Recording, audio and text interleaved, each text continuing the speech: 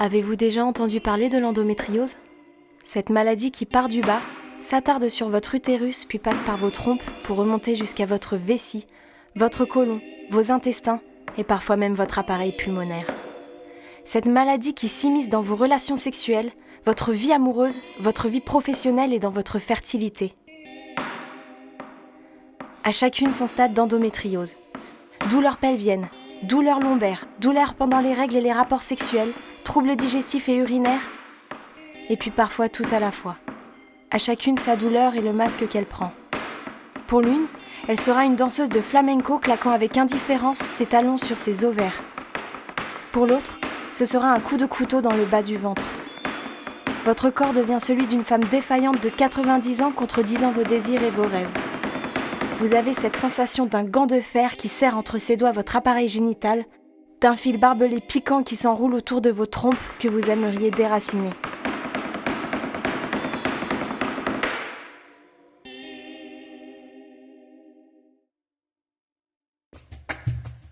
Quand on s'est rencontrés, j'ai tout de suite évoqué ma maladie en lui précisant que soit il assumait, soit il s'en allait.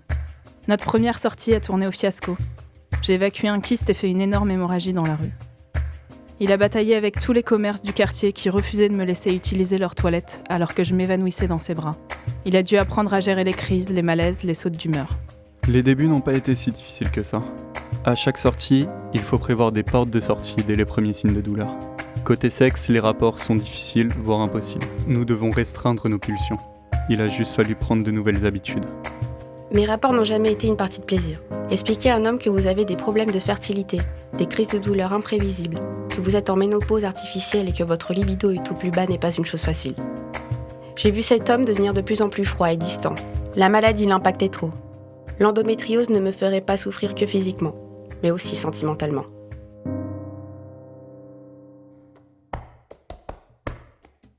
Je me souviens de la salle d'attente, remplie de couples, main dans la main, et moi seule, un peu perdue. C'était le jour où l'on m'annonçait que j'allais devoir congeler mes ovocytes afin de préserver ma fertilité.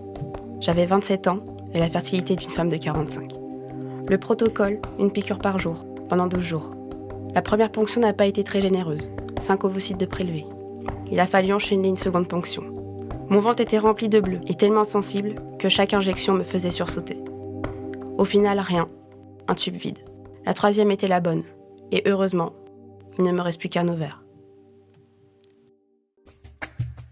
Le côté imprévisible n'est pas simple à gérer lorsqu'on est incontinent anal. Vivre avec l'endométriose, c'est devenir intolérante à des aliments dits inflammatoires qui causent des problèmes digestifs. Ce n'est pas évident d'adapter son alimentation lorsqu'on est dans un esprit de partage. Les médecins m'ont parlé de l'iléostomie, autrement dit poche à caca. Je ne l'ai pas gardée très longtemps, mais bien assez pour en connaître les aléas, l'odeur, sa chute et le spectacle qu'elle vous offre de votre intestin sortant de votre corps. Avant l'opération, l'endométriose digestive profonde m'entraînait derrière des feuillages, m'obligeant à développer des techniques imparables pour me cacher. Les crampes abdominales arrivaient n'importe où, n'importe quand, et mes sprints se faisaient toujours plus rapides.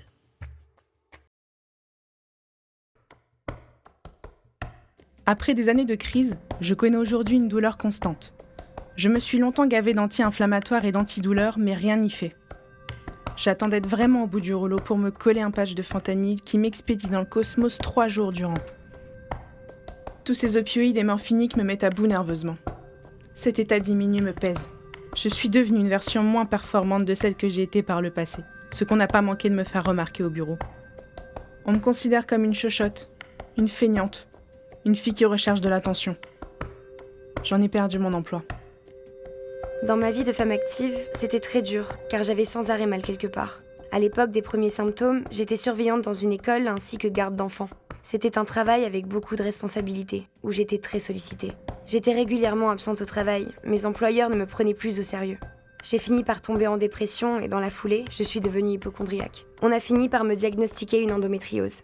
J'ai repris mon métier de comédienne. Je ne sais jamais quand les douleurs vont apparaître. Parfois, elles arrivent pendant des castings avec le stress, parfois même pendant des tournages. Je ne compte plus les opportunités ratées à cause de la maladie.